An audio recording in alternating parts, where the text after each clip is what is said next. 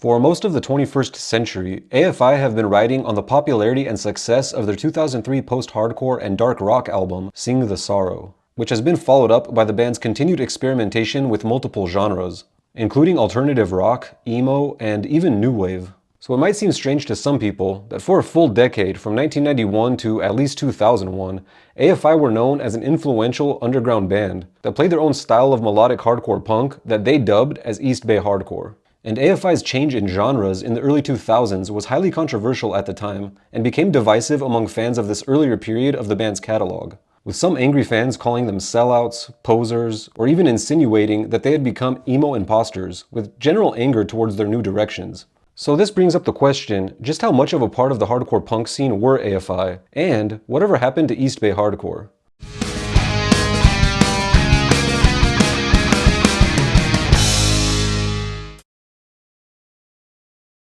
Hi there, I'm Joe Meyer, and this is Heavy Academia, where I discuss heavy music and bands from a historical perspective. And today I want to talk about the early history of the band AFI, or why the band that sounds like this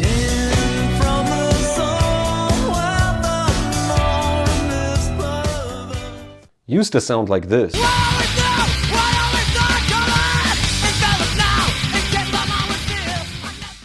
In order to better understand how much of a part of the 90s hardcore scene AFI were, we need to start with their origins. And the band was formed in Ukiah, California in 1991, while singer Davey Havok and drummer Adam Carson were still in high school.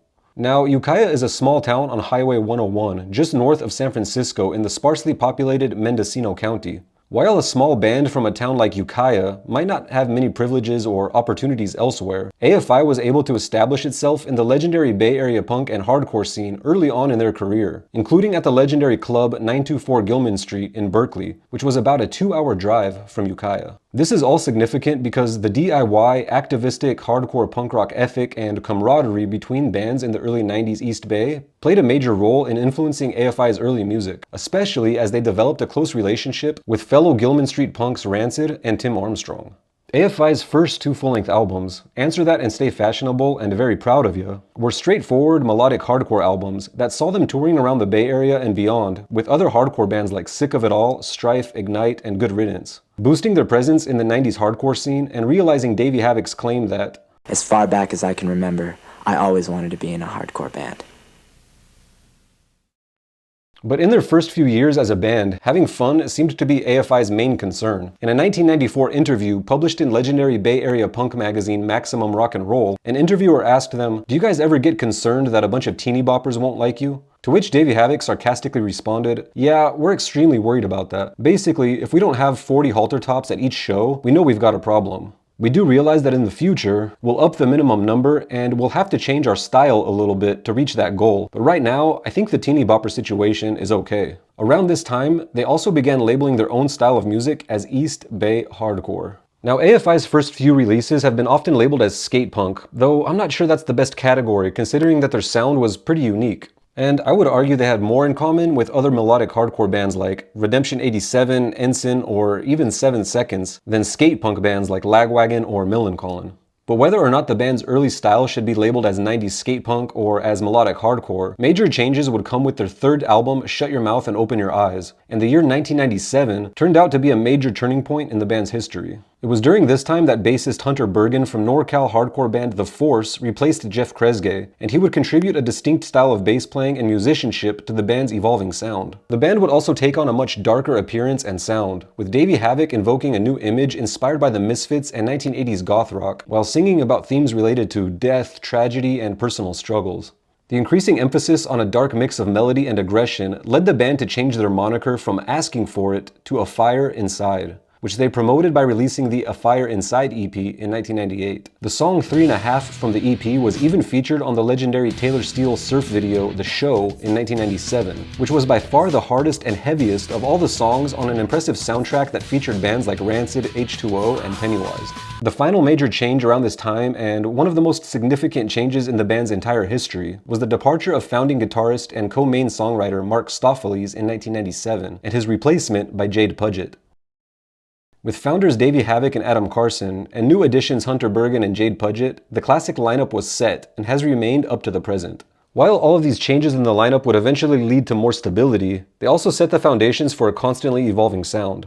AFI continued playing shows in and around Gilman Street at this time. But now, after the release of Shut Your Mouth and Open Your Eyes, they were playing international shows, first in the UK and in Germany, and then in Japan in 1998, touring with Good Riddance, H2O, and 88 Fingers Louie. The following 3 albums, all released on Dexter Holland from The Offspring's indie punk label Nitro Records, would see the band break out into the mainstream, taking their dark melodic hardcore sound to a level that really set the band apart from their peers and seemed to forever solidify AFI's role as the gothy, melancholy, and angry poster boys of the 1990s hardcore punk scene. The first of this dark saga of records, Black Sails in the Sunset, came out in 1999 and saw the band go in a more creative and experimental direction. It also committed fully to the image and identity established in Shut Your Mouth. Both Davy's soaring vocals and Jade's unorthodox guitar riffs that experimented with alternate tuning and arpeggiated chords cemented a new partnership of fiery melancholy that jumped from hardcore speeds and buzzsaw riffs into melodic breakdowns and morose ballads. Davy would showcase his increasingly unique vocal capabilities by largely abandoning the straightforward screaming of Shut Your Mouth in favor of a raspy wail that at times mimicked Glenn Danzig-like howls, but with plenty of his own touch to make it a really unconventional vocal approach. The aesthetic and sound of the band on Black Sails was something that would carry over into the following 2 releases, All Hallows EP and The Art of Drowning, released in 1999 and the year 2000 respectively. AFI unapologetically continued with their affinity for the Misfits during this period, covering the song Halloween on All Hallows EP, and each album included memorable artwork by Alan Forbes that stitched together elements of Halloween, gothic, and expressionistic imagery that at times seemed to deliberately celebrate Tim Burton's The Nightmare Before Christmas, along with Davey Havok's own tattoos. Due to this crisscrossing of horror, romanticism, and hardcore, this era of AFI has often been labeled by both fans and critics as horror punk. Though I would have to disagree, since their music has very little resemblance to horror punk bands like Calabrese, Blitzkid, the Vladimirs, or even the Misfits themselves, since horror punk often incorporates elements of Ramones-like pop punk, gothic rock, and even rockabilly, with very clear lyrical references to specific horror films. According to guitarist Jade Puget, during the time of The Art of Drowning, he had been listening to a lot of black metal, including bands like Emperor, Dark Throne, and Bathory. Associated with Satanism, extreme vocals, and atmospheric, dissonant guitars, black metal was a genre that had otherwise made very little inroads into 1990s hardcore or punk rock, further demonstrating the novelty with which the band handled their music during this time. Now, however you classify it, this era of the band brought them unforeseen levels of success, as they began to stand out from the ever-growing selection of commercial punk bands at the time.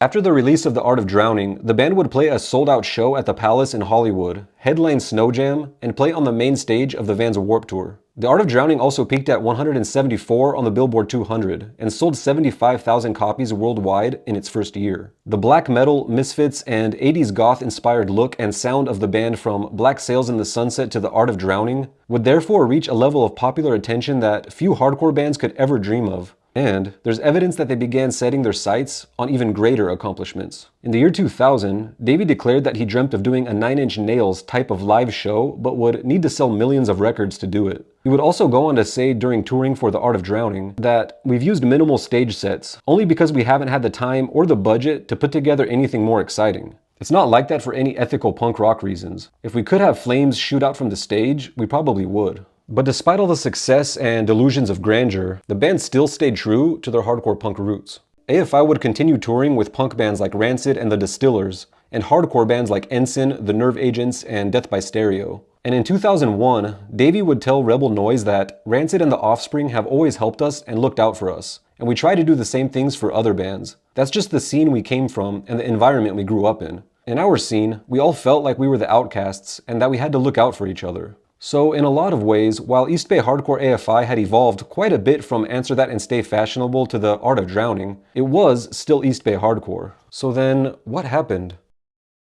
Also in 2001, Davey had said that after more touring in support of The Art of Drowning and some final Halloween shows, we're going to focus on writing a new record for Nitro, and hopefully we'll be in the studio by the beginning of next year. However, he also revealed that signing with a major label is not something we're politically against. It's just something we haven't really thought about because we've been so busy with the tours. But no matter what label we're on, we want to continue to grow and have as many people as possible hear our music. This turned out to be a foreshadowing of things to come, as AFI would leave Nitro Records for DreamWorks in 2003 for the release of Sing the Sorrow. This effectively put the band on a label that was part of a division of the film studio by the same name that had produced films like Shrek. And while adopting a more accessible sound, what really changed with Sing the Sorrow was the band beginning to actively distance themselves from their hardcore and punk rock roots. In the late 1990s, Davey Havok pointed to the Misfits as a major inspiration for the band, and in 2001, he would go on to join the horror punk supergroup Son of Sam, with former members of Danzig and Sam Hain. But after Sing the Sorrow, AFI severed all ties with the Misfits, and Jade Puget would claim that the whole Misfits thing was coming to an end when I joined. AFI covered Misfits songs, and obviously Davey Havok had his makeup. We definitely have an interesting history. I wouldn't say that we're trying to distance ourselves from that. It's more like we're just not that band anymore.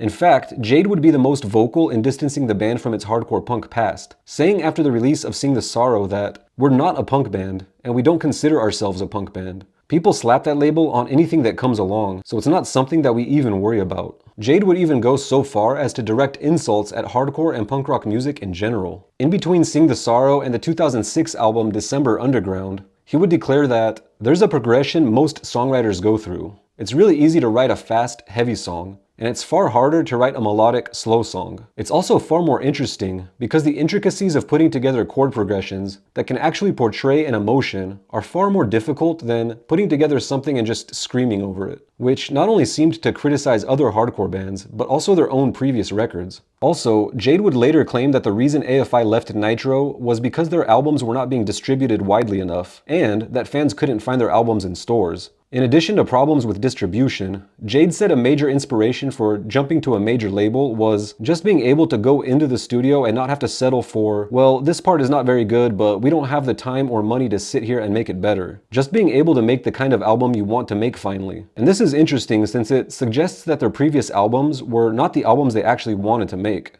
So we can't know exactly why AFI decided to suddenly abandon the hardcore scene that it came from. But the band in general seems to have wanted to bury the past behind them. For example, quickly after AFI's jump to DreamWorks, Nitro Records released a retrospective compilation album in 2004 that showcased some of the band's standout East Bay hardcore era tracks, which AFI protested against. The band responded to the release with the comment, "While we're really proud of our history and accomplishments, we feel our career is really just getting started, and feel slightly embarrassed by anything that hints at retrospect. There's plenty of time for that later when we're old. We'd rather move forward."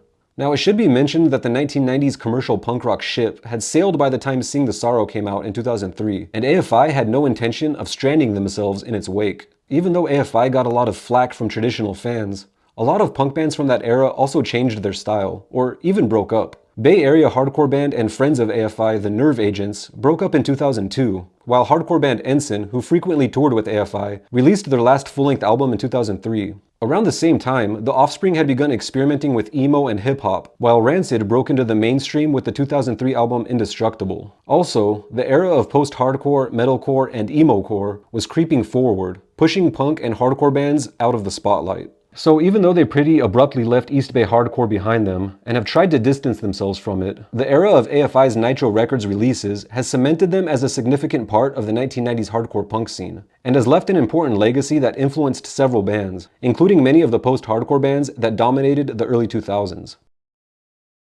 For more on the new direction AFI took after Sing the Sorrow, keep on the lookout for another upcoming video. Until then, please consider subscribing to my channel so that you can have access to all my videos here on Heavy Academia.